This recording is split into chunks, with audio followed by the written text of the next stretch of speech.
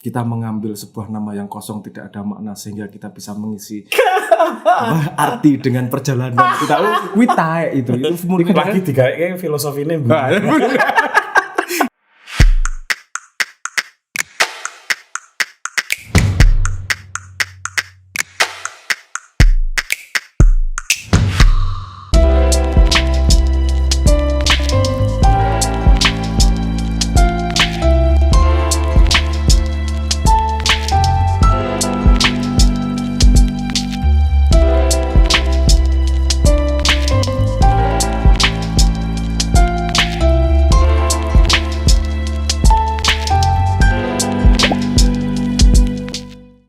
Halo, ketemu lagi dengan saya Putut EA, Kepala Suku Mojok, dan kita bertamu di kantornya Sabrang Mowo Damar Panuluh atau biasa disebut Noe.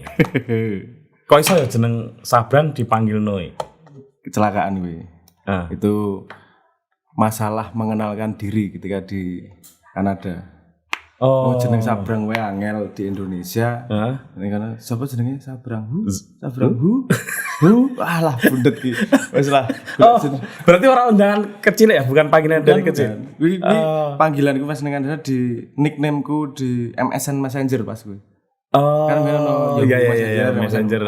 Messenger nang Messengerku nicknameku Noe memang. Jadi setelah itu arek-arek nyeluke Noe ke bawah ke sini. Bawah ke sini. Oh, Sabrang itu menyeberang. Mowo itu bersama atau membawa. Mowo geni. Mowo geni. Ya, mowo. Oh, iki tafsirku kok. Oh ya apa. Aku yo tafsire bapakku aku ora. Oh ya, lebih balik bapakku sing ngekek jeneng bapakku. Ramanu Rembuk. Sabrang. Saya nek Jawa ngene, Brang. Gini, Brang. Nganggo maaf ya, karena aku sama Sabrang ini terbiasa bahasa Jawa. Sabrang Mowo Damar Panuluh. Sabrang menyeberang, Mowo kalau saya itu membawa. Bisa juga bara. Damar itu penerang, Panuluh itu pencerahan. Jadi menurutku seseorang yang menyeberang membawa cahaya untuk menerangi. Apik kuwi apa? Interpretasimu daripada bapak. Lah iya kuwi. Nek bapakmu ya ora nyeberangi geni untuk lampu penerang itu tadi. Berarti kalau Mowo di situ berarti kawah Candra di Muko iya, gitu kan berarti ngalami. Ngeri juga loh nek itu. Ya, bapakku kan terkenal kejam. Nah, nih. Lu jenenge pendadaran kok. Enggak ada pendadaran yang lemah lembut. Namanya pendadaran ku yo seperti tadi cerita ke Kanada itu kan proses pendadaran, kirim dhewe makat bener ya itu ya. Ditiliki ora tahu blas urip-urip. Tapi mati. Yang agak dramatis yang mungkin agak dibesar-besarkan di situ bener enggak Sabrang waktu di Kanada lulus SMA kan itu. Iku nganti enggak punya kos dulu di sana. Tenan gue aku. Tenan dudet aku. Wah. Lu anake Saknun di saat itu orang dedet ya. Itu masa ketika krisis ekonomi. 98 drop 97 toh kamu berangkat. Aku berangkat 98. Oh 98. Jadi sampai sana masih normal beberapa bulan beng drop. Okay. Rumah budget yang biasanya cukup untuk sebulan. Lah kan 1/10 ya tadi ya. Iya. Yo survive. Kamu enggak pak duit entek. Yo ora iso wong dealnya segitu kok. Berangkatnya kan yo tantang. Kanada ya ada lho, Bro. Nek Singapura apa Australia yo oke lah. Mosok Cak Nun sekejam itu. Lho ora yo. Cak Nun sendiri sudah menawari. Aku ora kuat ini. Ora kuat. Apa jenenge membiayai juga dan seterusnya. Bali wae. Oke, aku. Pilihannya 2. Bali tapi aja paksa sekolah. Yang itu tidak mungkin tawaran itu diterima kan? Aku Bali tapi aja paksa sekolah. Atau biarkan aku bertahan di sini. Gimana pun caranya. Pas kebetulan lagi aku tak pikir fase itu adalah fase ketika kamu sudah lulus dan mau melanjutkan. Enggak ya? Jadi baru tiba sudah fase itu ya? Sudah beberapa waktu sih, sekitar setengah tahunan ya. Setengah tahunan enggak salah. Setengah tahunan. Belum lulus. baru mulai. Akhirnya Cak Nun kemudian membiarkan kamu memilih jalanmu sendiri. Iya. Apa yang kamu lakukan? Kanada juga memberi kemudahan buat mahasiswa sekolah Asia karena impactnya besar di Asia ekonominya. Mereka juga membantu agar siswa bertahan. Jadi kalau visa sekolah itu nggak boleh kerja. Oke. Tapi saat itu dibuka. Untuk siswa Asia boleh kerja. Kowe yo kerja. Yo kerja, yo golek duit piye carane lah. Survive. Kamu kerja. Anaknya, bayangin anaknya Cak Nun baru lulus SMA di Kanada dan harus bekerja. Nyambi lah. Apa misalnya apa? Kerja paling gampang itu di sekitar kampus. Jadi kan ono hub mall, sebutannya di sana hub mall. Jadi tempat kumpul kayak food court. Nah itu kan sing goreng jadi salesnya, jadi apa sana itu kan siswa. Vokalis Leto loh. Lo survive kok. Jenenge survive bukir. Tapi ono waktune ya pas bener-bener ora ono gawean gitu yang saya bener-beneran tuh nggon enggak punya tempat. Itu saya sempat numpang di tempat temen yang dari Korea. Aku mau ning Kompas sih, wah ini dramatis nih iki. Neng suwe-suwe ora penak lah. Gue numpang terus gitu. Terus akhirnya yo aku keluar dari situ. Ya ora ono tempat ya masjid ya kan kalau enggak salah. Sebelum ke masjid. Waktu itu ning Kanada ya ono masjid ya. Ono masjid. Waktu itu aku memang lagi tidak ini pas kebetulan ya momentumnya ketika pas drop itu memang aku lagi sangat membuat jarak dengan agama. Aku itu benar-benar tak taruh samping. Karena salah satu pembuktian bahwa kan aku punya keraguan bahwa agama itu buah dari adopsi atau memang dari choice kan gitu. Betul. Nah, di situ aku ngambil jarak sih lah. Kalau memang choice pasti aku balik ke situ. Nah, jadi orang kepikiran ke masjid waktu itu. Sebelum akhirnya ke masjid ya. Belum kepikiran ke masjid ya. Survive cari tempat yang terbuka, buka 24 jam yang bisa di mampiri adalah pom bensin. Karena soalnya rano pos kampling.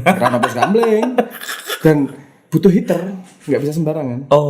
Kalau musim dingin minus 15, kalau nggak deket heater ya selesai game over. Kebetulan di sekitar kan agak terbuka di pom bensin ono kotak apa sih ini? Kotak heater. Kotak telepon. Kotak telepon sing zaman biyen yang masih kotak telepon. Wes nganggo kartu tapi ya. Bisa pakai kartu, tapi sih kotak telepon. Nah, itu kan cukup lumayan untuk untuk menghangatkan diri beberapa waktu lah. Sampai ora kuat, duitnya tinggal $20 lagi. Kayak neng masjid ya. Terus neng masjid aku. Tapi itu bukan bagian dari mendekati agama. Oh bukan. Kalau jujur saja waktu itu utilitarian. Survival, misalnya neng masjid di sana duduk. Malu sholat, terus semua orang pulang, aku ra bali dhewe, ditanyain sama penjaga masjid, kowe kok ra bali? Aku ra ndek omah numpang turu ya. Gitu.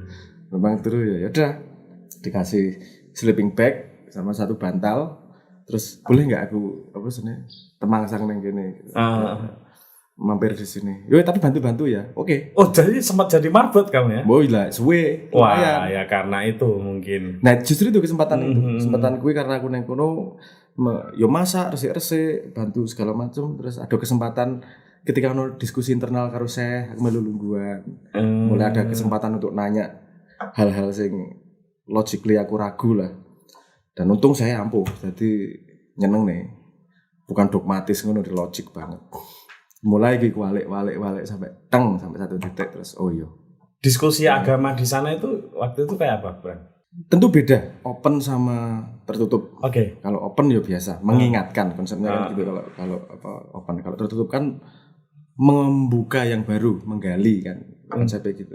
Jadi aku lebih tertarik pada yang ngumpul itu sih sebenarnya, ngumpul melingkar, terus ngobrol. Terus aku takon aneh-aneh bisa. Gitu.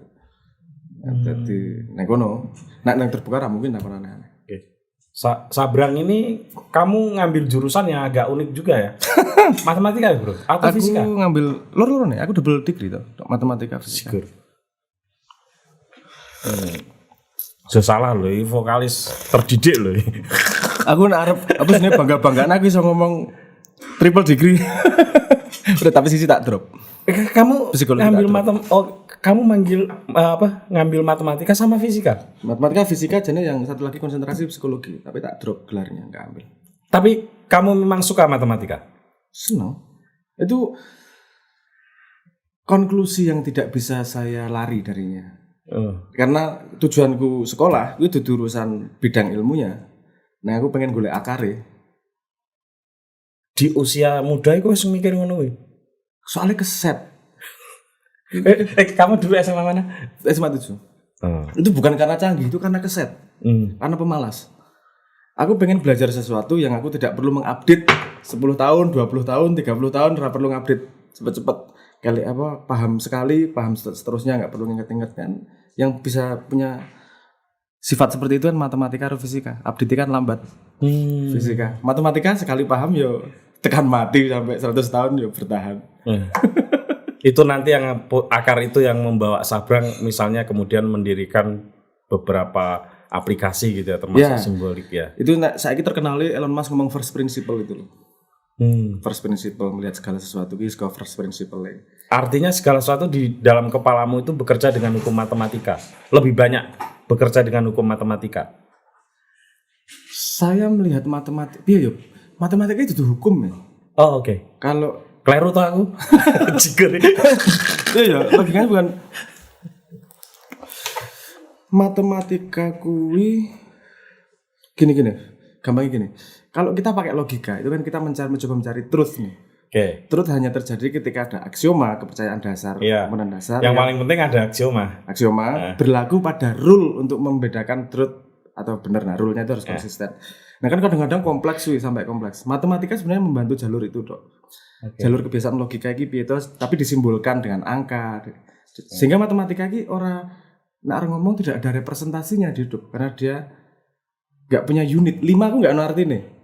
Tapi kalau 5 kilogram jelas itu berat. 5 meter itu jelas panjang. Kalau 5 itu konseptual. Dia 5 kawin sama 7 kalau dikalikan beda logikanya, kalau ditambahkan beda, kalau dikuadratkan dibagi beda. Nah, itu kan beberapa simbolisme yang dikawinkan dengan operator dan menghasilkan output tertentu. Jadi kalau bukan hukum, matematika adalah language of logic. Oke. Bahasa dari logika. Wittgenstein itu kalau di ini ya. Iya. Orang ngerti aku. Brang, matematika itu juga yang membuat kamu bermain musik atau menggeluti musik. Karena musik ada matematikanya juga kan, katanya gitu. Betul. Karena aku masuk matematika melihat sebagai itu fundamental dalam semua hal. Aku sendiri tidak melihat bidang ilmu itu sebagai klasterisasi. Jadi nek ngomong masuk matematika karena masuk musik karena matematika, aku jangan senang musik. Tapi dengan backgroundku paradigma kacamata matematika dan fisika, aku melihat musik dengan perspektif yang bisa unik kan ngono tadi. Sebentar. Kamu suka musik berarti sejak kecil? Aslinya suka itu iki kompleks lagi. Aku dendam dengan musik. Bukan senang suka. Dendam. Kenapa? Karena dia sesuatu yang tidak bisa disimbolkan menjadi makna, tapi punya pengaruh besar terhadap moodku. Aku mangkel. Ono swara ngene iki apa to ra? Iki maknanya nggak bisa tak simbolkan dengan kata-kata maknanya. Neng kok impactnya gede neng aku rasanya aku bisa dimelu sedih, sudah di gembira gitu. Aku dendam karo musik asli ini. Bahkan konon ini ya. Kalau di mall itu di style musik tertentu itu saraf-saraf orang ingin belanjanya itu pengen ya. Iya. Terus di ruang restoran gitu, kalau kita misalnya di resto itu, musik yang diputar itu membuat kita punya selera untuk menikmati makanan. Bener ya itu ya? Menurutku sangat bener. Ya, aku karena punya background psikologi, matematika dan fisika aku mempelajari musik juga jadi agak beda perspektifnya. Oke. Ada frekuensi khusus yang memang punya respon khusus nang menungso. Misalnya kita buka wae tak omong ke wae. Orang ngomong wah suaranya dari dalam hati, itu trik apa sebenarnya frekuensi itu. Oke. Frekuensi di sekitar 2,8 kHz itu kalau bedanya 1 desibel dengan bell curve-nya setengah oktav, itu punya efek orangnya jujur itu. Wah, iya aku ora paham istilahnya neng ngerti maknanya maksudnya. Jadi apa misalnya Gregorian mempunyai Gregorian itu berlatih bertahun-tahun hanya untuk munggah ke itu aja. Hanya untuk naikin satu frekuensi sekitar 2,8 sampai 3,2 kHz itu. Kalau orang bersuara di itu maka jujur. Ya, kedengaran yang lain orang jujur. Berwibawa itu sekitar 350 sampai 450-an sekitar situ. Naik sedikit sekitar 1 desibel, 1,5 desibel. Curve-nya juga. Berarti kita bisa menilai orang kejujuran sebenarnya kita sudah melakukan itu tanpa sadar. Ini aku jujur ini. Apa? Ini aku lagi jujur. Lumayan sih. Oke sih. Loh, apa? Itu bukan fenomena yang ditemukan manusia sih sebenarnya. Manusia sudah melakukan tanpa sadar, kemudian dikuantifikasi oleh fisika, dipelajari oleh matematika, ngono tok sebenarnya. Itu membahasakan apa yang sudah terjadi itu sains itu. Iya.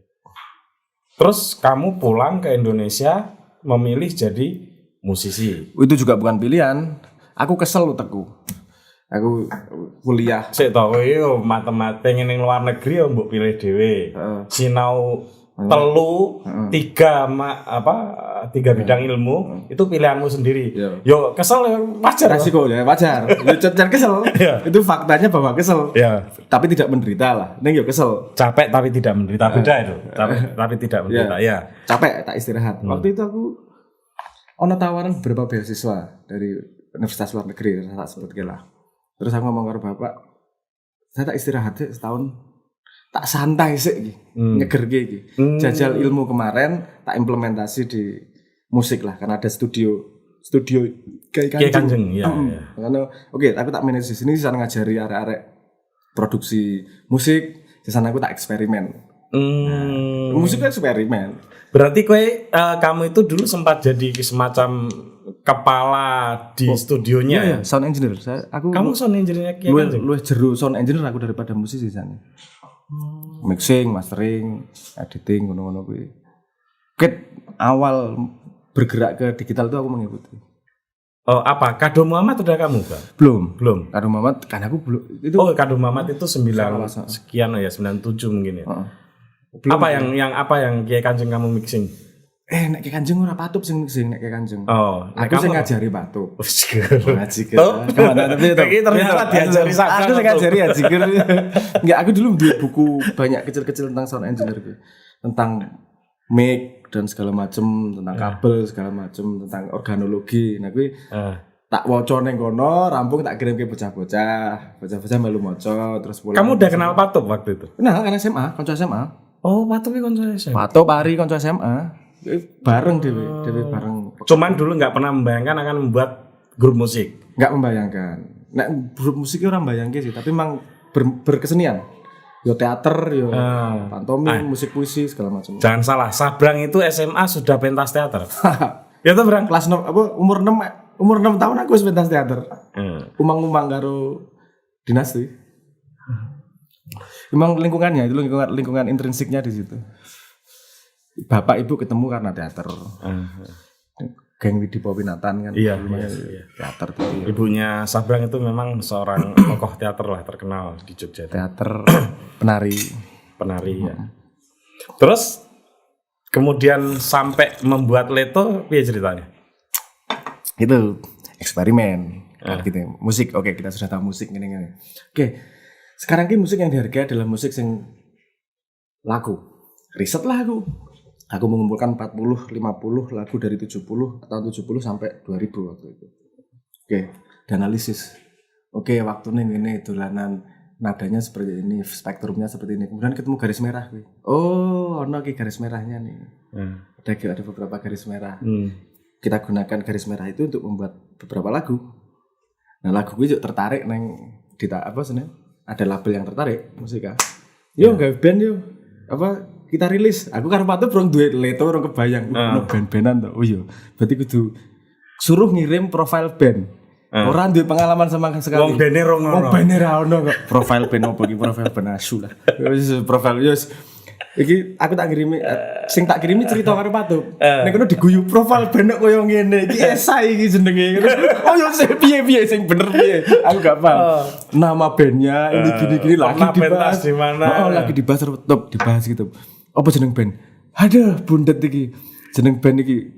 Lagi-lagi kita narik pada apa yang sudah ada gitu. Nama band. Pertimbangan wong gawe nama band iki apa to? Mesti ono urusan makna. Oh, kita lihat polanya. Delok nang Indonesia polane kan dhuwur-dhuwuran. Ono Dewa, Sultan, apa meneh? Raja. Dhuwur-dhuwuran. Kan Nabi barang Noah.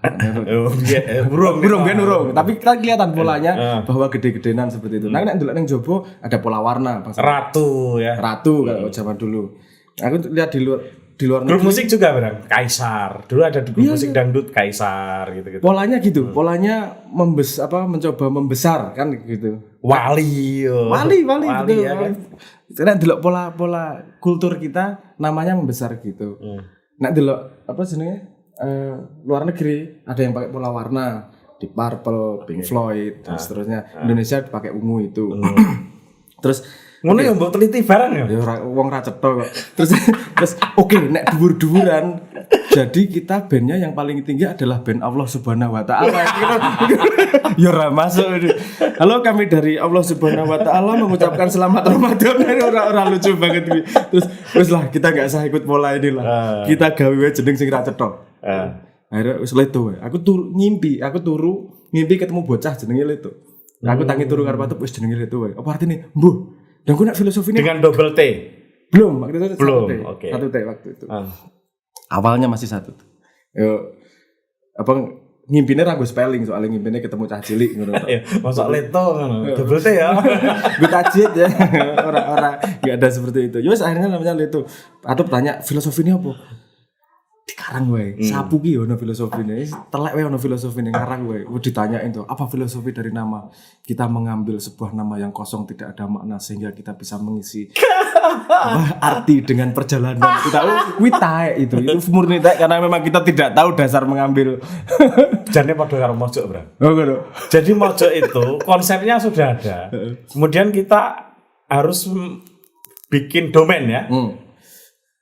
Nah, itu mojok ketemu karena ada mojok tinggal satu kata kan. Zaman itu nyari satu kata yang sebelum dibeli orang kan susah. Ya. Nah, tapi mojok.co ini satu-satunya yang kami ini yang masih tersedia. Jadi itu yang diambil. Lagi digawe filosofi ini. Semua mengandung filosofi kok iso goleki wae.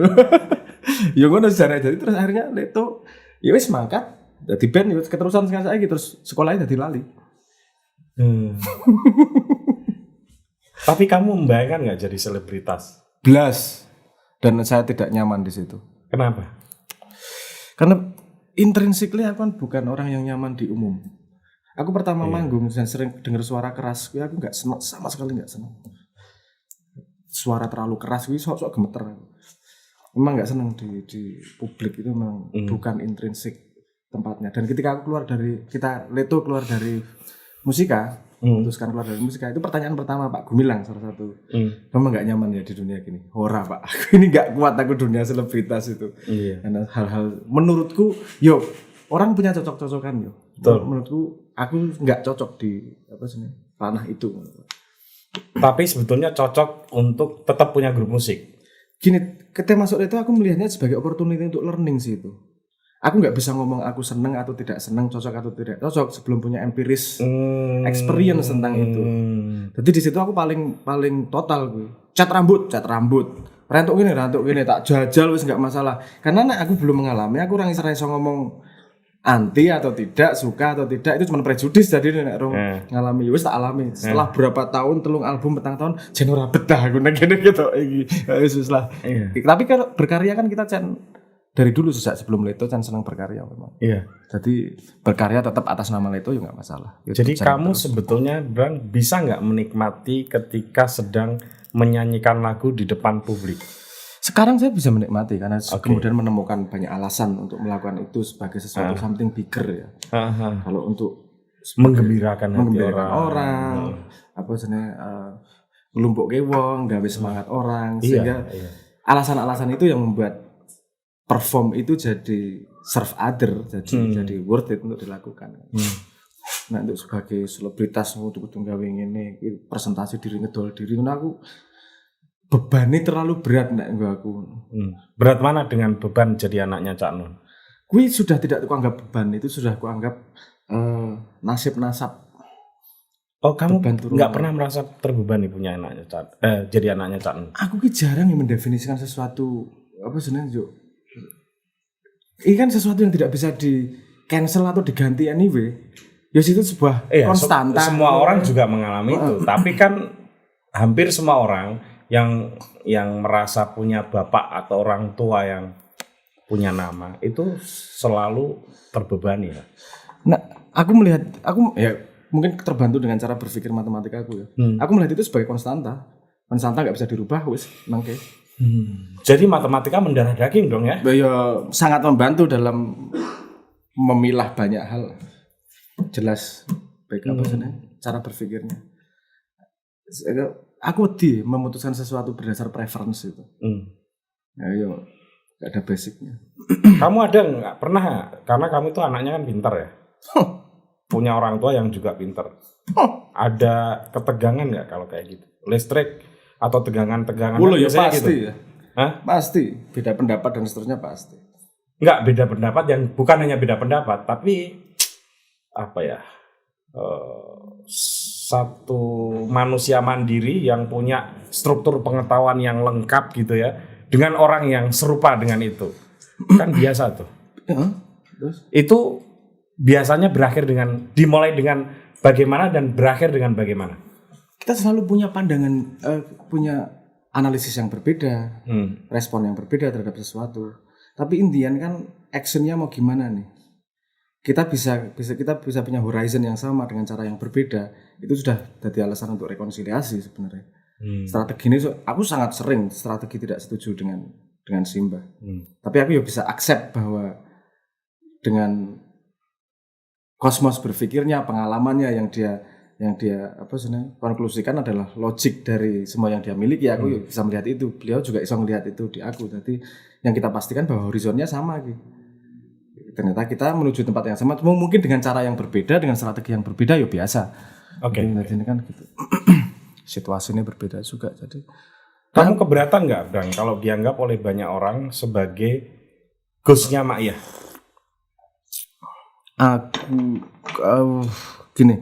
Aku tidak punya kontrol terhadap anggapan. Oke. Tapi aku punya hak untuk tidak percaya pada anggapan itu. Aku ora percaya kalau konsep-konsep ngono kuwi. Bahwa enggak, kamu boleh tidak percaya, boleh tidak suka, tapi kan orang lain juga bisa punya persepsi seperti itu. Ya aku kan nggak bisa ngerubah itu. Wong punya persepsi seperti itu. Yang paling bahaya kan, nek aku percaya bahwa yang disangkakan adalah seperti itu. Itu persangkaan yang membahayakan aku. Nek aku enggak, tapi itu kan punya konsekuensi dong. Maksudku gini. Ketika kamu ada di panggung-panggung Mak Iyah, kamu sering hadir bersama Cak Nun, kamu punya kepercayaan diri dan sikap intelektual yang jelas gitu ya. Orang kan nggak salah juga loh nganggap kamu inilah the next Cak Nun di Mak Iyah, nggak salah kalau ngomong gitu. Kayak ini ya, ini skema yang sama. Menurutku cara berpikir skema yang sama yang terjadi ketika Leto awal-awal masuk industri itu. Iku liriknya kan mengalami bantahan yang luar biasa. Dari label, dari ENR. Itu liriknya kan misalnya ono judul lagu sampai mati. Oke. Itu problem. Sampai, itu belum. Itu ngopo judul sepanjang itu pakai rumus apa sebenarnya? Industri nggak masuk akal. Ada kata mati lagi. Itu terus Sebelum Cahaya itu juga dibantah luar biasa judulnya. Ngapa membantah? Nggak familiar.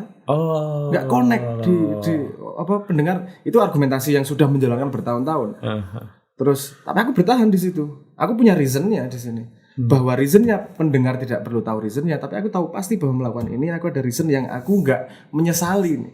Aku sampai pada posisi itu aku juga punya background cara berpikir yang Aku hanya mau mempertanggungjawabkan actionku yang itu loh. Betul. Kan itu actionku yang lain aku gagah tanggung jawab iki Oke. bukan dari aku kan gitu. Dan hal yang sama kamu pakai untuk menyikapi Menyikapi konteks ini itu. konteks ini juga aku Aku rame lu gawe maya gitu. bukan Kan nggak bisa gitu juga. orang gitu enggak gitu. Terus Aku deh. ngelakoni apa wae. Itu dengan cara berpikirku seperti ini. Bahwa orang akan mengalami salah pandang, mungkin ada benarnya. Ini kan bukan hitam putih juga, ini Bayesian logic juga ini. Berapa persen benar, berapa persen akurat, berapa persen tidak. Dari jumlah segitu orang persepsi segitu banyak, nah aku harus antisipasi kebenarannya. Itu juga wasting time tuh. Kan sing tak ngerteni bahwa aku melakukan segala sesuatu dengan argumentasi yang jelas yang aku berani mempertanggungjawabkannya. Titik. Bahwa itu kemudian dianggap menjadi penerus Saknun dan ternyata nanti nggak jadi penerus Saknun, aku tidak merasa bertanggung jawab terhadap siapa-siapa. Betul. Wong gue yang nganggep penerus Saknun, yo tidak, pada konsepku sendiri tidak mungkin orang bisa meneruskan orang lain. Betul. Opo? Dan orang lain itu juga jangan salah juga. Juga jangan menganggap bahwa orang lain ketika menganggap penerus itu si penerus harus sama dengan orang yang diteruskan. Ya itu Belum tentu. ini problem dengan aku nyebut ini istilahku sendiri ya. Ikonografi dari kata gitu sing rodok bahaya gitu memang pada konsep-konsep itu. Iya, Kan kalau kita ngomong sesuatu kita harus unpack konsepnya. Ketika kita kosakata masuk ke orang, di unpack di kepalanya beda-beda. Tapi jalur nasab kemudian ketika mendapatkan konstruksi sosial semacam itu ketika mendapatkan legitimasi semacam nasab itu menjadi hal yang sangat wajar. Dan aku sendiri pribadi ya, aku mencoba tidak pernah menggunakan kartu itu dan kalau bisa mendenai kartu itu. Oke, kita ambil contoh lah di Indonesia ya. Anaknya Soekarno, Megawati atau Guru Soekarno, ya orang akan mempersepsikan dia anaknya Soekarno, dia adalah seorang politikus dan dianggap bakal punya kontribusi besar pada politik di Indonesia. SBY karo AHY ya kira-kira ngono. Yes. Iya kan? Itu nek ora malah dikira lucu, misalnya Gus Dur. Ngono malah dikira bagi piye iki ngono. Walaupun tentu ada putrinya Gus Dur yang berpolitik ya. Menurutku asumsi itu datang dari sejarah yang panjang memang, yang logis saat itu. Tapi logika itu dipakai sekarang, itu jadi menurun akurasinya. Aku nggak ngomong 100% salah. Oke. Jadi menurun akurasinya juga. Menurutku dulu anak raja dianggap sebagai pangeran penerus raja, dia yang mau itu make sense karena flow informasi pada zaman itu memang berpusat pada kerajaan, istana. Ya, sehingga informasi si pangeran ini dia relatively pasti lebih educated daripada orang yang lain. Kalau kita mau nyari siapa yang paling potensial nerusin, ya mesti pangeran nih, karena dia yang paling dekat environment-nya di situ. Oke. Ini area yang sama sekali berbeda ini. Informasi sudah terbuka sedemikian rupa, interaksi sudah sangat terbuka. Jadi aku rasa bahwa modal darah iya pasti. Loh, itu yang mau ini kan ada persoalan DNA. Yang kita juga semua tahu bahwa DNA itu mewariskan emosi, bahkan mungkin mewariskan sikap intelektual. Tapi kalau misalnya kita ngomong psikologi ya. Kalau kita ngomong prediktor dalam psikologi yang akurat itu kan kita ngomong ocean gitu. Sepengetahuanku yang paling akurat untuk memprediksi kesuksesan pada sudut pandang modern itu kan contentiousness gitu. Contentiousness di antara 5, openness, contentiousness, extravertness, agreeableness, karo neuroticism. Nah, ini tidak sampai sekarang saya belum pernah membaca penelitiannya yang menunjukkan bahwa trait ini diturunkan dengan rumus yang jelas. Beda dengan DNA. Tapi kamu sepakat bahwa itu diturunkan? Saya sepakat bahwa itu juga nempel di DNA nih. Tapi random misalnya bahwa setiap anaknya pasti punya itu belum tentu. Kalau kepastian sih enggak. Ya, seperti Mendeleev. Kalau kita Mendeleev bisa ngomong kepastian nih. Kacang kerut sama kacang bunder dikawinke, anaknya seperempatnya dua akan kerut, 2 akan bunder, iki dikawinke meneh, seperempat akan kerut, mana yang dominan, mana yang resesif di DNA jelas. Tapi kalau psikologi, kalau modal trait IQ dan ocean ini tadi, ini nggak clear nih turunnya seperti apa nih. Kamu mau bilang bahwa itu membuatmu nggak boleh untuk tidak mempercayai itu? Bukan, aku melihat gini bahwa informasi anaknya siapa itu menjamin anaknya seperti orang tua, itu prediktor yang tidak kuat. Oke, begini, aku mau ke hal yang agak mudah dipahami oleh pemirsa dan pendengar. Sorry. Sensitivitasmu terhadap nada kamu percaya nggak bahwa sebagian itu adalah nempel di DNA-mu karena kamu anaknya ada darah Cak Nun di situ, dan kemudian ekosistem membuat mekanisme sensitivitasmu itu makin terbuka dan makin terangsang. Kamu gimana? Tak unpack gitu. Ini sing ora sing seru karo Sabrang ini ngene iki lho. Sing wong ora ngerti backgroundnya. Aku sangat tidak sensitif sama nada. Oke. Aku kira nyanyi ki fals-fals. Aku membedakan nada itu selalu relatif, tidak pernah absolut. Oke. Maksudnya gini. Ada dua nada, jaraknya sepiro aku iso punya sense. Tapi absolut nada berdiri sendiri aku nggak punya sense. Enggak, tapi itu bisa dibantah, Brang. Yeah. Orang di luar sana yang secara parsial berbeda dengan kamu, dengan hal-hal yang menyerupai kamu, tidak bisa jadi vokalis Leto. Itu ada tidak bisa menciptakan lagu. Ada faktor luck juga lah. Itu lain soal. Iya, itu oke lah. Nah, untuk pada posisi vokalis Leto, sebuah band kan kalau itu enggak, ini kita ngomongin soal DNA, sensitivitas, emosi dan ekosistem. Pasti ada turunannya. Dan aku orang ngomong pasti terus kemudian diskoneksi ya. Wong ya sing bangun aksiomku ketika kecil ya orang tua. Pasti growth cara berpikirnya juga mengikuti, terpengaruh juga orang tua. Seberapapun aku mencoba melepaskan paradigma kecil yang dibangun kecil, tetap mungkin lah bahwa pengaruh orang tua dan DNA aku nggak mendenai itu, mesti ono. Tapi kalau itu untuk menjadi prediktor, aku yang nggak setuju gue. Karena kalau anaknya Cak Nun pasti pinter bersair gitu bersair, ya.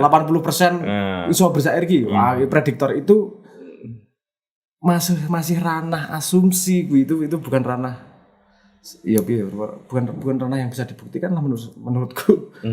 Yuk, Genghis Khan. Bro, saiki yo lali aku statistiknya. Sekitar 19% Asia Tengah itu urusan, kalau nggak salah itu turunan Genghis Khan. Kita piye iso ngonekke berapa juta orang itu dengan Genghis Khan di trait apa yang diturunkan kemudian gitu. Ini terlalu random gue untuk bisa betul. spesifikasikan. Tapi ketika orang itu kemudian mendapatkan ekosistem tertentu yang menyerupai ekosistem yang ada dalam galur Genghis Khan, betul, dia akan muncul trait itu, betul. Tapi sekarang kan kita ngomong gini juga, variabel di dunia modern, ekosistem itu kan sekarang udah gede banget. Loh, nggak, dalam konteks kamu jelas kan ekosistemnya, kamu ada di rumah Ma'iyah, ada nada-nada dan komunitas Kiai Kanjeng. Oh iya. Iya kan? Itu yang aku maksud dengan ekosistem. Oke. Kita ngomong variability-nya di situ ya. Aku kumpul karo bapak dan lingkungan ini sampai umur 5 tahun. Setelah itu aku lepas pada ekosistem yang sama sekali berbeda sampai SMP. Lulus SMP, SMA masuk ke sini. Itu Sabrang ini SD, SMP-nya di Lampung ya? Ya, SMP-nya di Lampung. SMP-nya di Lampung di pedalaman desa. Pedalaman desa, dan itu environment yang sama sekali berbeda gitu. Terus kemudian nang Jogja 3 tahun. Terus itu ke luar negeri 5 tahun setengah. Nah, ngomong environment yang dominan yang mana? Kan nggak gampang gue. Tapi aku ngomong melihat diriku sendiri, sebenarnya yang paling dominan untuk aku saat ini, gue justru ketika aku 5 tahun yang Kanada gue. Enggak, kamu bisa di satu sisi ngomong gitu, Bang. Ya. Tapi bisa enggak? Ya ini yang disebut salah satu misteri-misteri dalam perjalanan hidup manusia ya, yang mencoba disaintifis gitu, walaupun tidak selalu mungkin begitu. Ketika kamu ada di pedalaman Lampung, di saat yang sama dengan kurun waktu yang berbeda, Cak Nun ada di Sumobito Jombang. Ya. Kamu kan bisa kita kan bisa memperlihatkan itu di usia seperti kamu di dalam waktu yang berbeda. Oke. Environment yang kamu sing tak maksud ki environment mirip tanpa ada kehadiran tokohnya. Pokoknya environment sing mirip lah. Salah satu. Salah satunya gitu. Oke. Kan bisa juga. Bisa. Aku nggak mendenai bahwa Ma'iyah juga sangat mewarnai aku, dan aku sangat senang dengan konsep sinau barengi Ma'iyah. Menurutku itu hipotesis yang penting juga membangun diskursus sehat itu. Dan Tapi nek ngecap bahwa iki mesti penerusnya Cak Nun ki. Aku ki rawani ngomong enggak berani ngomong iya atau tidak karena aku enggak bisa unpack dari kalimat kuwi apa sih maksudmu ke belakang ki. Penerus Cak Nun ki opo sih? Nah, itu kan karena enggak jelas apa definisinya. Definisinya apa sih? Penerus ki apa sih? Penerus dadi yang paling sederhana kan penerus pada konsep profesi, kemudian dadi kiai, kayak dadi pembicara kayak. Nah, aku penerus pada cara berpikir atau sebuah cara berpikirnya, penerus yang lain. Aku cara berpikirnya beda, tapi meneruskan daya kritisnya, level yang lain meneh. Daya kritisnya berbeda, tapi daya adaptifnya, ya bisa ngomong diteruskan pada level yang berbeda. Maksudku dari sekian proses tanya jawab yang agak rumit tadi itu adalah berarti kamu tidak merasa terbebani untuk kelak meneruskan maiyah dan atau hal-hal di seputar itu. Kalau terbebani tidak. Enggak ya, oke. Bukan iki tak unpack ya. Aku wedi iki sing ngrungokke iki unpack-e salah iki. Tidak terbebani. Enggak, tapi kamu pertanyaan itu wajar kan? Sangat wajar. Tidak terbebani bukan berarti saya tidak peduli maiyah. Oh ya. Bukan berarti saya kemudian akan ninggal ke maiyah tak jol kira peduli dengan maiyah, bukan berarti gitu. Terbebani kan responku terhadap tanggung jawab. Aku enggak terbebani karena ya urip beban lah pilihan. Beban bisa dilihat sebagai apa sebenarnya? Kehormatan kan juga bisa. Oke. Pada konsep spesifik beban. Artinya sebetulnya dalam bahasa yang lain tetap Sabrang itu memikirkan maiyah ke depan ya. Oh iya. Gini, aku ngelihat aku kira tuh bosok dalam sudut pandang apa sebenarnya emosional ya. Dingin aku gitu. Apa sebenarnya aku bisa unpack gini. Pada sudut utilitarian, maiyah itu punya potensi untuk bikin emergence. Jadi itu untuk di-keep dan ditumbuhkan itu worth it. Tapi tadi dingin ya aku. Bukan melihat maiyah sebagai personal connection atau apa segala macam kan ngono tadi nih. Ingatan sebagai sama manusia. Sebagai manusia aku jadi lihatnya dingin seperti itu. Tapi ketika aku pada nge-frame pada objektif besar menuju kemana, aku lihat maiyah ini perlu dipertahankan, perlu ditumbuhkan lagi. Karena ini penting pada ladder society untuk membangun emergence nih. Ini utilitarian dari sudut pandang utilitariannya lah. Iya, aku tadi asu ki cah iki ndeloke kok fungsional tok ki ora ono rasa-rasa piye eman ngono dadi aku ya tapi memang robot. Memang gila ya maiyah itu. Itu fenomenal di Indonesia dan memang aneh kalau orang nggak memperhatikan itu. Menurutku ada satu forum dengan ribuan orang yang diajak berpikir kritis dan reflektif, sekaligus terhibur, dan sudah berlangsung selama puluhan tahun. Itu sulit. Aku belum menemukan hal yang serupa di Indonesia. Kalau pengajian itu top down. Ya, betul. Maiyah itu enggak. Menurutku itu juga salah satunya ada trait yang agak susah direplikasi dan aku selalu berpikir sekolah saiki. Ini kuat karena traitnya Simbah Cak Nun juga. Beliau mampu unpack konsep yang apa sebenarnya rumit menjadi sederhana untuk bisa dikunyah bareng, bisa jenderal panggung untuk membuat itu menjadi sangat. Hiburan di tengah jalan, jadi kusuk tengah jalan. Nah itu betul. Sampai sekarang aku mencoba copy paste download program yang dia miliki untuk bisa handle itu, kira iso tekan saiki. Karena aku sangat dingin. Aku misalnya anaknya gitu. Tipikal yang paling bisa tipikal seperti itu justru si Rampak, anak yang paling kecil nih, kelihatan mampu punya apa namanya kelebaran seperti itu. Tapi urung kelihatan matang, durung apa pada proses kematangan. Tapi ngelihat remaja kan. Pada bibitnya ki ono. Aku sama Haya adikku langsung itu sangat dingin pada logik, sangat dingin pada knowledge. Haya iso luwih adem bangane aku urusan kuwi.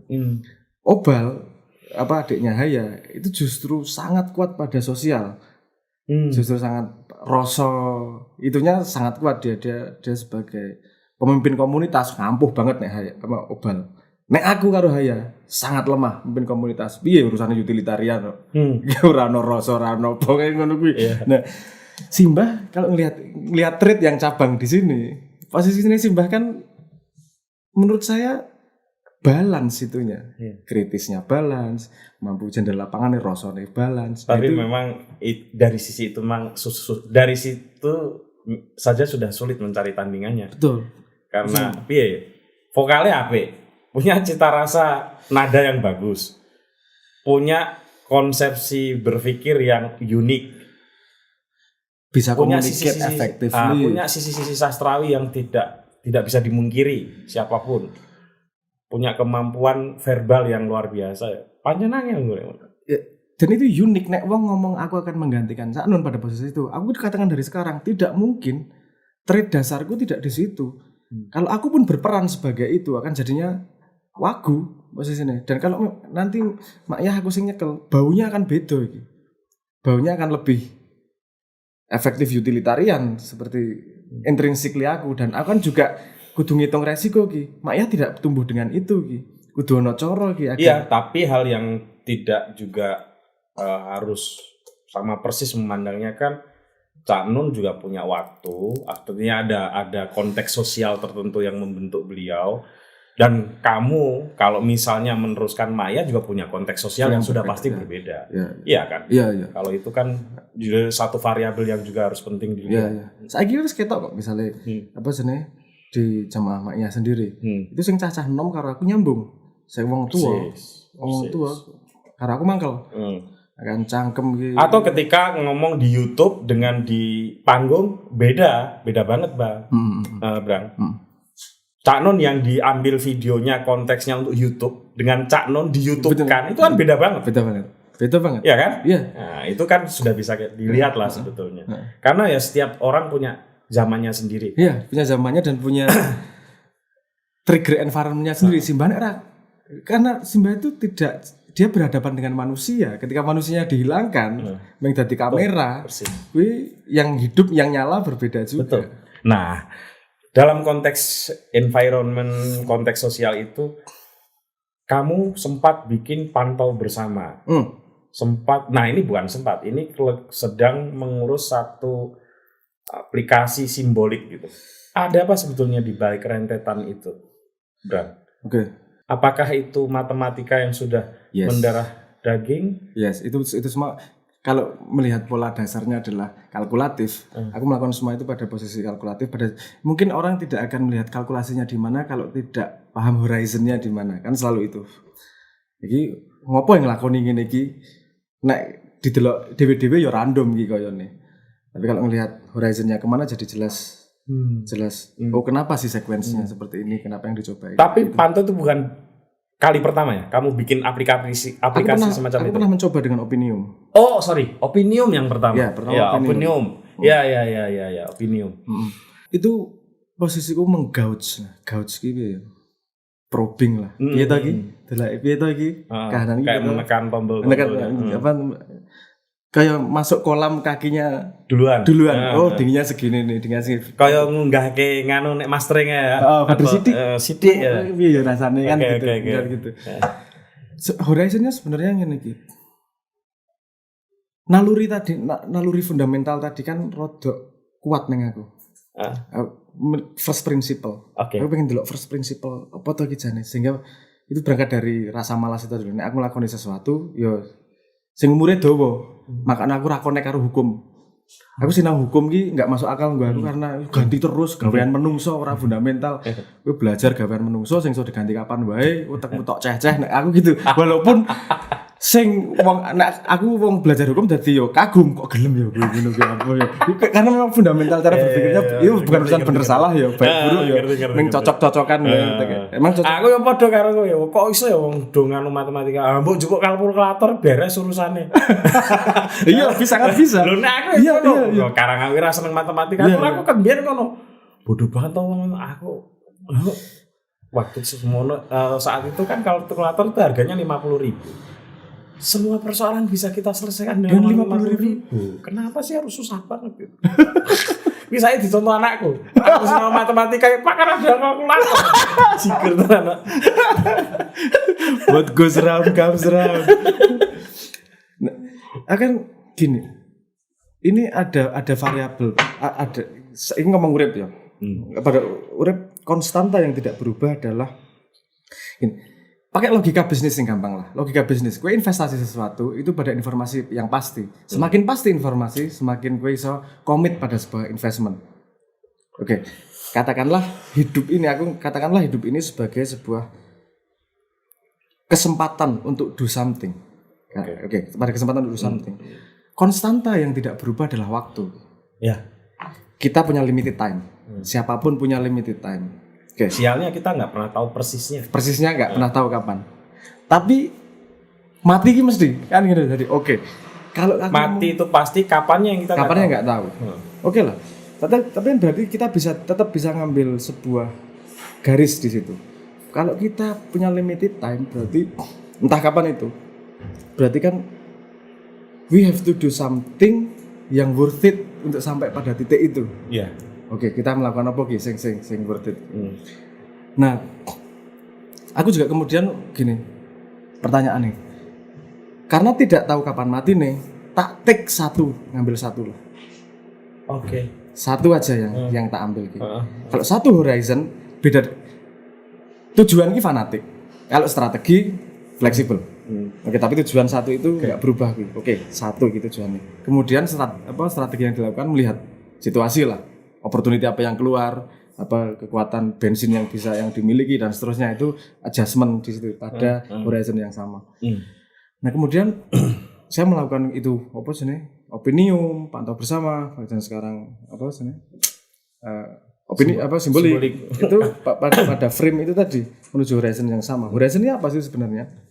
Gini, nek aku pengen melakukan sesuatu sing live longer daripada hidupku sendiri, berarti aku harus masuk pada sebuah area yang intrinsik hidup pada fabric of society.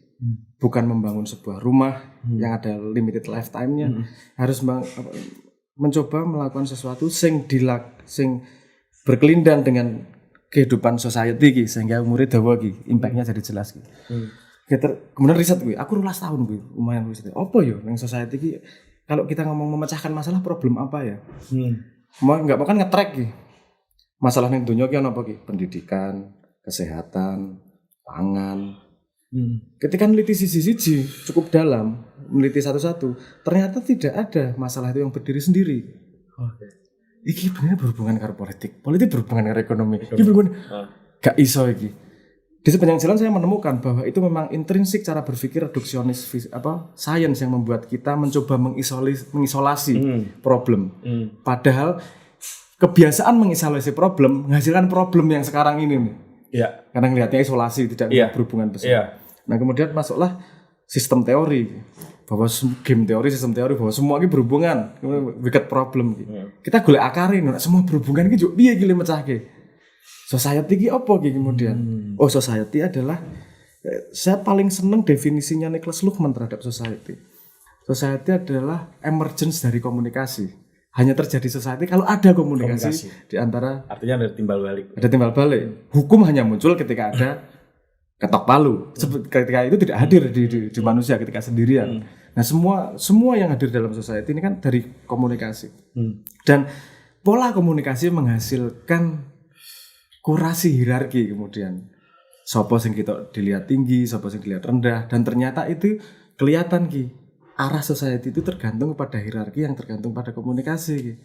Terus sekarang kelihatan ketika moda komunikasi dunia berubah, betapa shifting yang terjadi gitu gede.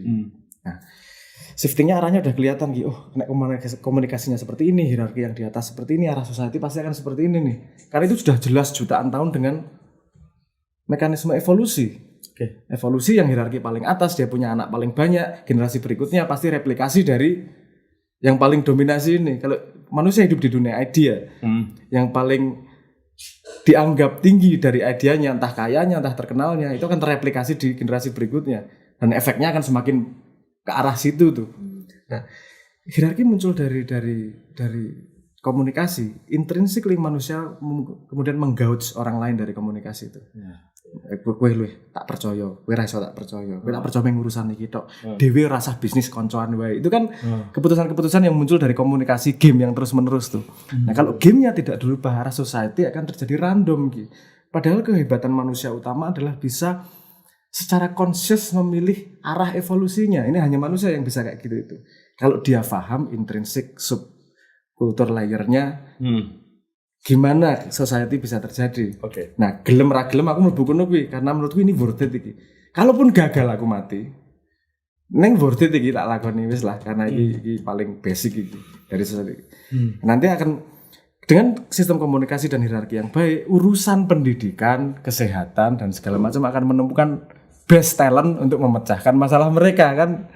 Jadi ini kan kamu nggak khawatir cara pandang seperti itu terlalu membebani seseorang untuk mencoba menyelesaikan semua masalah di dunia? Ini slicingnya gimana gitu?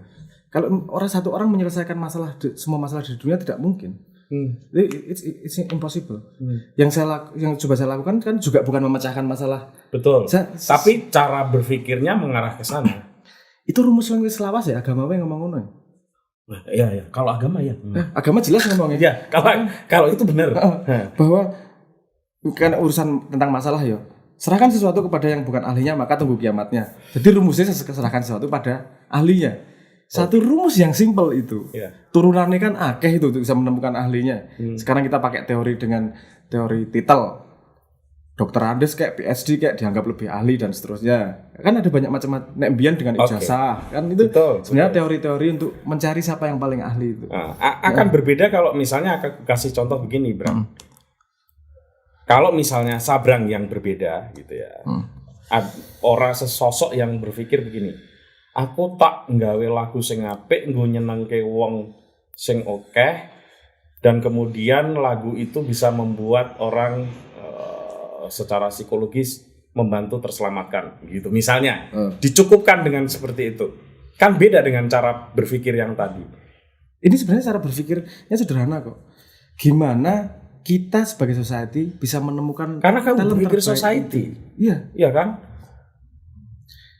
Karena menungso ki kuwi ya. Kuwi lho sing menurutku yang membedakan, saya tidak mengatakan salah dan ini hanya domain berpikir. Ya, domain berpikir. Ada orang yang mencukupkan diri untuk misalnya gitu. Ada orang yang cukup dengan aku APE tak ngurusi desa wae. Iya kan? Karena dengan saya fokus mengerjakan urusan desa dalam kurun 5 tahun, saya yakin maka desa tersebut akan bisa punya keberlangsungan kehidupan yang baik ya. Untuk 3.000 sampai 5.000 orang. Cukup. Yes. Tapi ada orang yang berpikir tidak seperti itu. Tapi bagaimana? Nggak bisa karena desa ini pasti akan terhubung dengan desa yang lain. Dan itu niscaya sifatnya. Dan desa-desa yang lain itu terhubung oleh sistem ekonomi nasional misalnya atau sistem politik nasional. Wah nek digawe peraturan sing bosok ning dhuwur, kowe sebagai kepala desa pasti nggak bisa. Nah, kan itu beda domain berpikir kan. Nah, Sabrang dalam konteks ini kan bukan berpikir yang pertama. Padahal mayoritas aku pikir adalah orang-orang di Indonesia memikirkan yang pertama ini. No problem sebenarnya. Dan aku justru pengen membantu karena aku terharu dulu maknya konco-konco gue kan punya kegiatan memilih satu problem yang diambil gitu. Aku milih ngurusi sungai. Ya aku milih urusi pertanian. Piye yo aku connect mereka agar empower semua gitu yang milih. Karena kena semua mikir seperti itu sapa ki sing mikir nek kan gitu salah satunya. Dan gini, menurutku itu satu rumus gitu, satu aksioma dalam agama sing tak pegang tenanan gitu. Kanjeng Nabi itu dipanggil Al-Amin sebelum menjadi Nabi. Betul. Sebelum dia dipercaya orang lain, dia harus percaya dia harus jujur sama dirinya 100%. Nah itu tak cekal tenan gue. Jujur pada dirinya 100%. Jadi choice mau mengambil yang lokal atau yang global atau yang pada level manapun, menurutku itu bukan choice orangnya, tapi kemauan dia untuk bertanggung jawab terhadap knowledge yang dia miliki. Karena dia bisa mendefinisikan masalah seberapa sih. Kalau kamu nggak bisa mendefinisikan masalah senegara, ya jangan ngurusin negara. Karena gini, aku pernah ketemu dengan seorang alim ya. Dia bilang gini, Mas Putut, kalau Anda itu bisa membantu orang dengan kapasitas 1.000, terus Anda mencukupkan diri dengan membantu orang dalam kapasitas 50, itu dihisap itu. Iya. Karena menyia-nyiakan apa yang ada di potensi diri Anda. Dan dalam tanda petik ono pengecute gue. Kamu mampu ambil tanggung jawab segitu. Betul. Berat, berat. Tapi gue medeni. Gini, kalau Nek rumusnya kan gini. Tapi aku setuju. Ini juga ada aspek personal pribadi loh. Ada aspek untuk pribadinya gini. Meaningful life itu bukan datang dari hidup yang tidak ada masalah. Meaningful life itu ketika menghadapi sesuatu yang memang sangat berat, tapi kamu mau bertahan di situ dan menemukan makna-makna dalam perjalanan untuk menuju sebuah horizon. Itu tuh yang saya lakukan, bukan urusan berhasil atau tidak berhasil. Betul. Tapi kemauan untuk bertanggung jawab. Untuk bertanggung jawab terhadap apa yang sudah dikasih ya Gus. Aku bisa mendefinisikan masalah yang kini, masa aku gak handle lagi. Aku tekan mati mesti ya akan merasa bersalah ki. Iya betul. Karena gini ya, aku tuh percaya bahwa orang kalau ngomong korupsi, oke, korupsi itu dosa besar. Tapi mengkorupsi kemampuan yang telah diberikan oleh Tuhan agar kita bisa melakukan yang lebih banyak, tapi kita nggak mau melakukannya, itu ngeri. Itu yang ngeri. Itu koruptif menurut. Betul. Sangat setuju aku. Nah, itu yang bikin aku ngeri di hidup ini. Dan ini loh. Aku kan sosoknya nih, aku ndelok gini. Nah campake iki ana beberapa sing aku ndelok stratume dhuwur iki, cap pinter banget iki. Iki dia mampu ngolah koyo ngene iki. Tapi environment membuat dia wis lah tak sekne wae lah. Aku eman iki, ya Allah. Padahal nek ngomong asu ya, kira ngomong asu statistiknya. Statistik di Indonesia. Iki enggak nganggo teorine Jack Elliot. Dia mengatakan dia membagi orang menjadi stratum gitu. Stratum adalah kemampuan untuk menampung stres. Menampung stres itu berhubungan dengan seberapa jauh objektif yang bisa diambil. Nah, misalnya gini, pemimpin perusahaan itu minimal stratumnya 5. Stratum 5 itu artinya dia bisa memprediksi 5 tahun aku mau ngapain sih. Goalnya dia selama 5 tahun tidak mengalami finish gitu. Kan stres gue orang rampung-rampung gitu. Tidak semua orang bisa menampung seperti itu. Statistiknya begini misalnya, kalau presiden, level presiden, itu statistiknya minimal stratum 7. Stratum 7 itu mampu melihat ke depan 25 tahun. Dan pada statistik society di Indonesia tak hitung wingi, ya kemungkinan yang punya stratum 7 itu hanya dari penduduk 260 juta, sing tak hitung 260 juta, itu sekitar 30.000 wong nih kan. Yang punya stratum itu. Dan kita nggak tahu itu wong nang endi kuwi. Iki sodake di desa yang tidak punya akses teknologi, ono sing anake wong sugih. Nah, gimana ini? Loss resources ki. Kalau orang ini bisa mendapat asupan sedikit wae, dek munggah mesti cepat. Jangan sampai dia terhalangi oleh ketidakmampuan ekonomi, akses teknologi. Piye yo carane yo? Kan itu yang tak pikirkan, jangan sampai society kehilangan potensi terbaiknya karena kita menemukan potensi terbaiknya. Mereka yang jadi leader untuk memecahkan masalah, whatever masalah yang mereka choose, itu kans untuk outcome terbaiknya itu lebih besar. Aku nggak ngomong itu pasti beres ya. Betul. Tapi kans outcome terbaiknya akan lebih besar. Jadi kita Dan tidak. sebetulnya Tuhan kan hanya mempersoalkan kemungkinan yang bisa terbuka kan, bukan mempersoalkan hasil. Betul. Nah menurut saya salah satu yang tidak dimiliki oleh society kita secara terencana adalah memberi kesempatan kepada semua benih ini untuk punya potensi tumbuh. Punya potensi tumbuh yang sama. Dengan akeh lah alasannya, dengan metodologi pendidikan yang kayak gini lah, dengan ini macam-macam lah. Tapi itu semua efeknya adalah tidak semua orang punya kesempatan untuk tumbuh sesuai dengan benihnya. Kalau itu diratakan sedikit lah kansnya gue. Ini ketok iki gue mesti wis itu enggak bisa dihalangi itu nek wong wis memang modalnya dikasih Gusti Allah stratum tinggi, akan ngolah sendiri dia. Artinya sebetulnya kamu juga punya kapasitas untuk mengolah tingkat stres yang lebih tinggi. Koyone ngono, nek sesep Muhammad. Karena uripku ra duwe goal. Itu yang membuat aku ra gampang stres. Apa leto kudu harus gini, ini harus gini. Itu relatif ra duwe goal. Goalku ki nek mati. At least aku melakukan maksimal. Cita-citaku men sederhana. Nek arep urusan urip yo. Aku mati malang kerik. Hal yang rumit itu kan kadang muncul dari sesuatu yang sederhana. Iya. Orang-orang bercita-cita, aku pengen jadi dokter rampung. Itu harus sederhana juga. Tapi kan kan gitu. Ini malangkrik ya, tapi kan konsekuensi dari itu. Konsekuensi dari itu harus segala stres itu diambil yang tidak ada langkah yang disesali gitu maksudnya. Termasuk pasti berat proses menuju ke sana. Lebih berat lagi menyesali hidup. Nah, dan ketika kita menyesali, kita sudah tidak dalam kondisi hidup. Bisa, ya. Atau sudah dalam kondisi yang tidak mampu memperbaiki. Ya. Atau secara pikiran maupun fisik sudah tidak mampu apa-apa. Ya. Wih, itu yang lebih mengerikan gitu. Benar. Daripada beratnya perjalanan. Oke. Teman-teman, jadi sebetulnya kesimpulan dari ini semua hanya satu kalau saya ngobrol dengan Sabrang. Dia itu filsuf. Walah. Oke, bro, ya. Wes sejam lu. Suun matur nuwun. Kapan-kapan kita ngobrol lagi. Siap, matur nuwun, Mas Bro. Oke, gitu teman-teman, sampai ketemu lagi di bertamu seru selanjutnya.